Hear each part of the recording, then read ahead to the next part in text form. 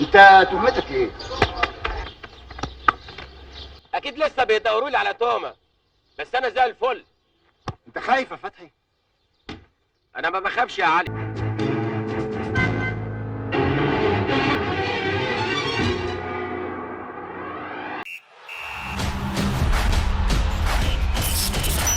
اعتقد فيديو معبر جدا عن الخناقه اللي هتكون ما بين جوارديولا وارتيتا وحسم الدوري، يا اما الارسنال يا اما اشتعال الصداره بقى للسيتي. بس احنا مش جايين النهارده نتكلم كرويا، احنا جايين نتكلم فانتازيا، وجايين نتكلم بقى هنعمل ايه في الاسبوع ال 23 لل 25، خصوصا بعد الدبلين اللي اعلن عنهم مؤخرا في الاسبوع ال 25. فالدنيا ولعت نار. بس قبل اي حاجه تسلموا جدا جدا جدا، وشكر يعني من هنا لبكره هشكر فيكم على ال 300 لايك اللي انتوا اديتوهم لنا، وكمان اديتونا بالزياده كمان 320 لايك على الفيديو اللي فات زي ما طلبنا منكم. يعطيكم الف مليون عافيه.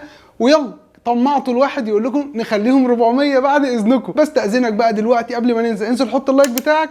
اول مره تتفرج معانا على القناه انزل دلوقتي بعد اذنك اشترك معانا عشان مش هتندم، وهتلاقي كل حاجه تخص الفانتازي معانا. وما تنسوش تتابعونا بقى فيسبوك وانستجرام وتيك توك. ويلا بينا نبدا حلقتنا. طبعا قبل ما نبدا في اي حاجه، طبعا واجب علينا، بل يعني ده الزام على كل واحد ليه ناس بتتفرج عليه، لازم النهارده ان احنا نقول يا جماعه ربنا يكون في عون الناس اللي اتضررت من اللي حصل في تركيا وفي سوريا، والله يرحم اللي توفوا والله يغفر لهم باذن الله. واتمنى من كل الناس ان كانوا بقى في مصر ولا في السعوديه ولا في اي دوله عربيه، اللي بيقدر باي حاجه يقدر ان هو يتبرع عن طريق الجهات الحكوميه او المنصات الرسميه للحاجات اللي زي كده في التبرعات.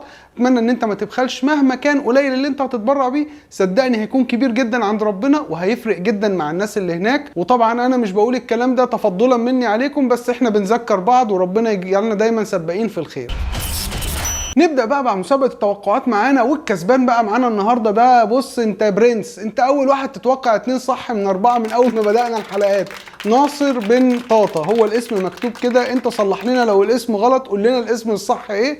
اتوقع 2 من 4، اتوقع كيبا وتوقع راشفورد، هو اللي كسب معانا في مسابقه التوقعات. وانت كمان دلوقتي بقى انزل قبل اي حاجه اكتب توقعك، تتوقع مين هيكون اكتر حارس هيجيب نقط، واكتر مدافع، واكتر خط وسط، واكتر مهاجم. اكتب التوقعات الاربعه بتوعك وسيبهم في الكومنتات تحت عشان نراجعهم بعد الجوله ونشوف مين كسب معانا. وطبعا بالنسبه بقى للدوري بتاع وانتو فانتزي، فاحمد مش لا يزال على الصداره ب 1479 نقطه. بس خلاص صدارتك اصبحت في خطر تماما، بقى فرقه ملوكه مالك مندور جاي لك في الطريق، والفرق بقى بينك وبينه بس 8 نقط. فخلي بالك عشان واضح جدا ان في وجوه جديده جايه لك في الطريق يا عم ممش. اما بقى بالنسبه لمتصدر شهر فبراير فهو بريجلك. صراحه انا مش عارف انا بنطق الكلام ده صح ولا هو ده اسم ولا ده صفه ولا ايه بالظبط. قول لي انت بعد اذنك لو بتتفرج علينا ايه النطق الصح لاسمك، او انت اسمك ايه عشان نعرف نتكلم بيه. هو جايب 132 نقطه لحد دلوقتي وهو متصدر شهر فبراير. وبالنسبه لبطل شهر يناير انت ما تواصلتش معانا، جايزتك لسه موجوده، يا ريت تتواصل معانا عشان تستلم الجايزه بتاعتك. اما بقى الترتيب العبد لله فالحمد لله، نقدر نقول ان انا من كل اسبوع بشيل خازوق اكبر من اللي قبله. الاسبوع اللي فات نزلت لي 100000 والاسبوع ده كمان كلت لي 100000. انا دلوقتي بقى ترتيب الاوفر اول 240000 وشويه كسور على العالم. ان شاء الله الدنيا تظبط معانا بقى كده في الجولات اللي جايه لحد الدبل، ويمكن نعمل حاجه حلوه كده تفرق لنا تاني ونرجع لل 20000 زي ما كنا قبل كده. ندخل بقى في حلقتنا سريعا ونبدا باحصائيات الترانسفير. ان عندنا في الصداره طبعا ميتوما، الثلاثه بتوع ارسنال بقى ساكا على اوديجارد على نيكيتيا، ومعاهم محرز. طبعا ما ارسنال عندهم بدل الدبل بقى عندهم 2 23 و25. نيجي بقى مع الترانسفير اوت. طبعا في الصداره زي ما انت شايف كانسيلو في اكتر اللعيبه اللي اتباعت، تقريبا الناس لسه شايفه خبر انه مشي من الدوري كله فلسه فاكرين يبيعوه. وطبعا الميرون ومارتينيلي سوء المستوى، وطبعا توني اللي طبعا الناس اللي بعته راحت جريت على نيكيتيا، وكمان معانا رودريجو اللي طبعا اصابه من ليدز. تعالوا بقى سريعا هعرض لكم دلوقتي احصائيات اللعيبه والانديه بالنسبه للاربع اسابيع اللي فاتوا، ونشوف كده هنطلع منهم بايه. اول حاجه بقى تستشفها كده لما تبص على الارقام دي هتقول لي هو فين متروفيتش اللي متعودين انه يكون معانا دايما على الاقل في الشوط؟ اختفى تماما، وده باين من ادائه ومن الارقام بتاعته، دايما بيبلانك الفتره الاخيره. تاني حاجه بقى برونو فارض نفسه وبقوه جدا. لما تيجي تيجي تبص على اكتر الفرص المصنوعه هتلاقي ان برونو فرنانديز صانع 4 في المركز الثاني بعد تريبير. هتيجي تبص هتلاقيه تاني لعيب في الاكسبكتد اسيست برده بعد تريبير. هتلاقيه انه تاني لعيب برده جايب بوينتس بعد راشفورد ب 42 نقطه. ففي الاسيستات هو المتصدر باسيستين في اخر 4 ماتشات. فبرونو فرنانديز متوحش الفتره الاخيره وفارض نفسه بقوه، طبعا مع زميله راشفورد اللي متصدر بقى الدنيا كلها، متصدر الشوط ومتصدر البوينتس، متصدر الاكسبكتد جولز مع هالاند تقريبا متساويين. يعني راشفورد وبرونو فارقين جدا مع يونايتد الفتره الاخيره، وده باين بالارقام. نفس الكلام بقى على كين اللي بص ما ينفعش ان انت تبخسه حقه تماما او ان انت تحطه في مقارنه مع حد هو زيه زي هالاند تماما. بالعكس انا بشوفه بيتفوق على هالاند لما تبص على الناس اللي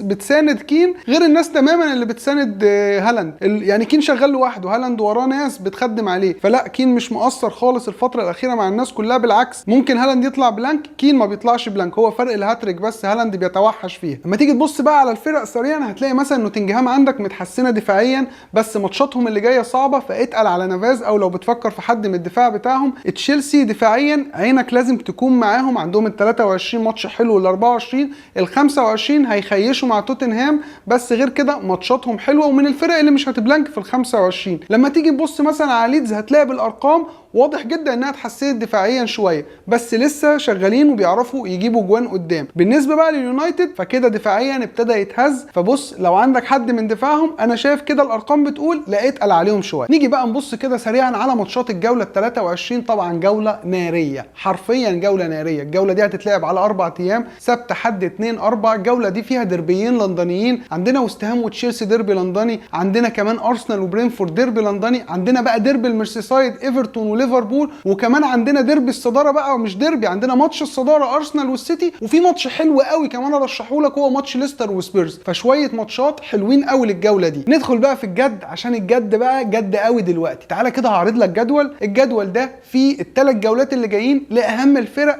اللي هتاكلك الشهد يا هتنكد عليه. زي ما انت شايف الجدول اهو كده قدامك، وتعالى بقى كده نتكلم عليهم فرقه فرقه. نبدا يا صديقي مع اليونايتد. واليونايتد زي ما انت شفت كده اخر فتره الكلين شيت بتاعهم بيروح في السريع خلاص، خصوصا مع عدم وجود كمان كازيميرو الدنيا عندهم ما بقتش مظبطه في الكلين شيت. فمن الاخر عندك حد من الدفاع، عندك ديخيا، عندك لوك شو طير عشان في بلانك في ال 25 احنا عارفين. عندك الاثنين بتوع نص الملعب راشفورد وبرونو، طير برونو وخلي راشفورد لان راشفورد معاك بقى له فتره وسعره زاد عندك، ما تمشيهوش وترجع تجيبه هتزعل عليه، وحرام تقعد الاثنين دكه. فتمشي برونو لان هو ما فرقش معاك في السعر، عايز ترجع تجيبه بعد كده هاته، وتخلي راشفورد عندك دكه لما نوصل ل 25. مشيت لوك شو او مشيت ديخيا تروح جري على طول بديلهم عندك تشيلسي ايفرتون وولفز، هم الثلاثه دول اللي انت تقدر تحنكش منهم براحتك. ندخل بقى على تاني فرقه معانا وهي فرقه ارسنال. ارسنال المتصدر عنده دبلين في الاسبوع ال 23 وفي الاسبوع ال 25، يعني ما ينفعش غير ان انت تدخل الاسبوعين دول وانت معاك 3 لعيبه من ارسنال. مبدئيا كده انا بشوف ان الكلين شيت بتاع ارسنال في مهب الريح مش في امان تماما، فابعد عن الكلين شيت، يعني من الاخر ابعد عن الجانب الدفاعي، ركز جدا في الثلاثه اللي قدام وهم بالترتيب اوديجارد ساكا نيكيتيا. دول الثلاثه اللي انت تجيبهم من ارسنال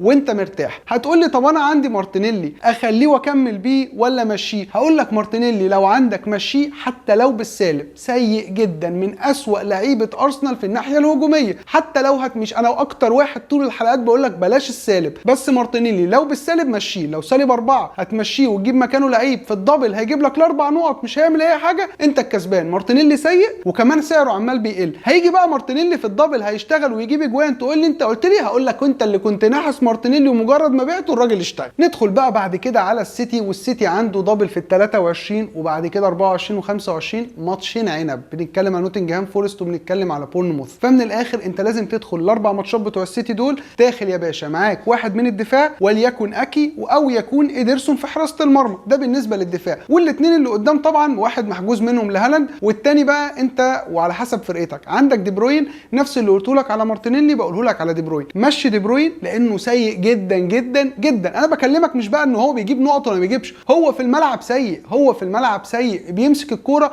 مش ده دي بروين اللي بيمسك الكوره بيعرف يتصرف فيها. فعشان ما اطولش عليك دي بروين اخلص منه لو عندك، لانه آفة وجرثومه موجوده في فرقتك، فلوس قد كده ما بتعملش اي حاجه، مجرد ما تبيعه هتلاقي فرقتك كلها انتعش. عندك محرز يبقى انت كده في السليم، ما عندكش محرز روح هات محرز، الا لو جوارديولا الخناقه اللي حصلت بينهم من محرز كده ما بين الشوطين هتاثر. فلو انت قلقان روح على جريليتش، هو جريليتش اكتر واحد ضامن مكانه، ومحرز بالمنطق نقول ان هو اكتر واحد برضه ضامن مكانه مع جريليتش. بس بص انت جوارديولا ما بتفهموش، ممكن تلاقيه الماتش الجاي مقعد محرز وبيلاعب الفاريز يمين، بس ما تضمنوش الراجل الاقرع ده. ونيجي بقى مع نيوكاسل اللي عندها في ال 23 بورنموث، وعندها بعد كده ليفربول وبعدين بلانك. نيوكاسل ابتدت تحس كده ايه، والله اعلم وربنا يستر، الكيرف بدا ينزل شويه، فهم مش شغالين هجوميا كما كانوا في بدايه الموسم اجوان كتير وكده، لا لو بيكسبوا ماكسيمم بيكسبوا واحد او بيطلعوا متعادلين. وابتدى كمان الكلين شيت شفنا راح منهم الماتش اللي فات، فكده كده مبدئيا حتى لو هم ما بيروحش منهم الكلين شيت في بلانك في ال 25. فمن الاخر نيوكاسل كلها على بعضها شاكب راكب، هو لعيب واحد وطبعا هو اسمه تريبيه. ندخل بقى بعد كده على برايتون اللي عندهم في ال 23 كريستال بالاس، بعدين عندهم فولهام، بعدين عندهم بلانك. عندك مارش او ميتوما اثبت عليهم لحد ما نوصل لغايه ال 25 قعدوا دك، وبعد كده نبقى نشوف قصتهم ايه. غير كده ما تجيبش اي حد تاني من برايتون، لا سانشيز ولا دانك ولا اي حد تاني. نيجي بقى على برينفورد عندنا منها من الاخر يا بن مي يا عندنا توني يا عندنا الاثنين. كده كده انت هتخلص من توني عشان تجيب نيكيتيا، ما انت مش هينفع تضيع دبلين عشان خاطر توني اللي بيبلانك بقاله ماتشين بيجيب فيهم نقطه حتى مش اتنين. ده بالنسبه لتوني. اما بالنسبه لبن مي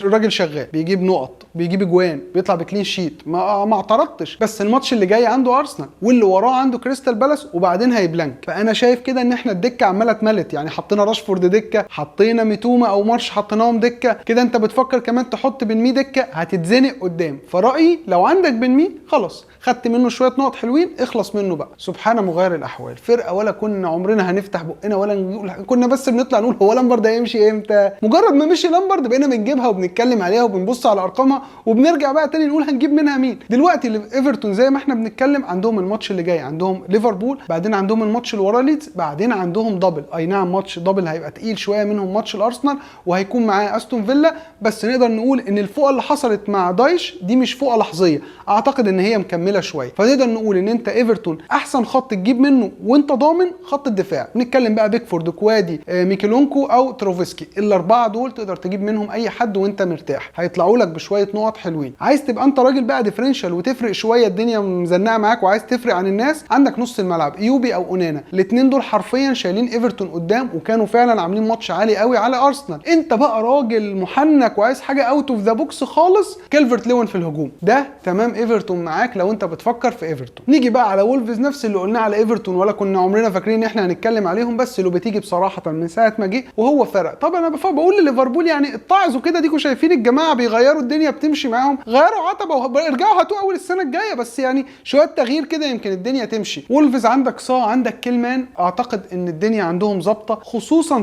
صا لما تيجي تتكلم ان انت عندك الحراس بتوعنا اللي احنا عارفينهم الجامدين كلهم هيبلانكوا في ال 25. بقى ما بقاش هيلعب وبس، ده بقى عنده كمان دبل ودبل حلو، فمش غلط خالص ان انت تفكر في عايز بقى تبقى تجيب حاجه حلوه. يعني بص لما قلت لك اونانا وايوبي من ايفرتون، لا الحاجه دي احلى. نيفيس من وولفز جامد جدا، اللعب كله الهجومي في وولفز متمحور كله حوالين نيفيس. نيجي بقى على الفرقه اللي بعد كده معانا، واحنا هنا بنتكلم على ليفربول ولا كاننا ذكرنا ليفربول ولا كاني جبت الكلمه الموضوع ده، وانسى انسى الثلاث ثواني اللي انا اتكلمتهم في الموضوع ده. فرقه فلوسها غاليه، ما بتجيبش نقط، فرقه واقعه، بتدخل اجوان في نفسها، كل حاجه سيئه السنه دي موجوده في ليفربول، فالله يعينهم على نفسهم ويطلعوا من الكبوه اللي هم فيها دي، بس احنا بره الليله دي. ندخل بقى بعد كده على تشيلسي. طيب بص يا سيدي، تشيلسي هتقول لي هم لا عندهم دبل ولا عندهم حاجه، تشيلسي ايه اروح عليها، ماتشاتهم حلوه، تشيلسي ابتدت تفوق دفاعيا كويس قوي، فعندك كيبا الراجل مأكل الناس الشهد اخر 3 4 ماتشات اللي جايبينه، وكمان عندك ممكن تياجو سيلفا. هتقول لي طب انا ما اروحش ليه على كوكوريلا، هقول لك لان تشيلويل رجع، فانت عارف بقى الدقيقه 59 وحركات الدقيقه 59، ها مش هنقعد نلعب اللعبه دي مع بعض، فبلاش منه الشغل ده، لا تقول لي بقى كوكوريلا ولا تقول لي جيمس ولا الكلام ده، 59 هيطلع وهتقعد تتحسر على الكلين شيت. نيجي بقى على اخر حاجه معانا في اللعيبه وفي الفرق، هو لعيب مش موجود فرقته معانا دلوقتي، هو بتكلم على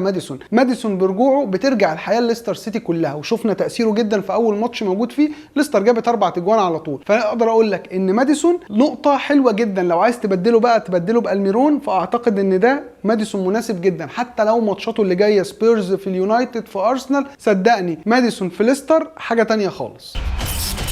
نيجي بقى مع فقرة الكابتنة، وفقرة الكابتنة المضمونة النهاردة هو لعيب واحد وما تقنعنيش ان انت هتفكر فيه غيره، هو هالاند، عنده دبل ومش هتشيل الكابتنة من عليه، انا متأكد تماما زي ما انا شايفك نسبة الكابتنة على هالاند هتكون فوق ال 80% الاسبوع ده. نيجي بقى على الكابتنة الريسك، الكابتنة الريسك بقى براحتك، شيل وعبي، عندك كين، عندك راشفورد، عندك ساكا وعندك اوديجارد، ويا سيدي كمان عشان خاطر العيش والملح وتريبير. اما بقى الكابتنه الديفرنشال والاوت اوف ذا بوكس فهو ماديسون وكيلفرت لوين. دي الكابتنه الاوت اوف ذا بوكس بتاعتنا. عشان كده نكون خلصنا الاسبوع ال 23 والتحضيرات بتاعته. اتمنى كده لو عندك اي استفسار اي حاجه عايزها اكتب لنا تحت في الكومنتات، عايز تسال على اي حاجه بنرد عليكم في اسرع وقت اديكم شايفين. وبتمنى ان انت بقى تتابعني على فيسبوك وانستجرام وعلى التيك توك. وما تنسوش بقى بعد اذنكم لو ما حطيتش اللايك في اول فيديو حط لنا اللايك، عايزين نوصل الفيديو ده بعد اذنكم ودعمكم ل 400 لايك. ما تنساش تشترك معانا في القناه اول ما تتفرج علينا. وكان معاكم اسلام سري من 1 تو بالعربي. تصبحوا على خير.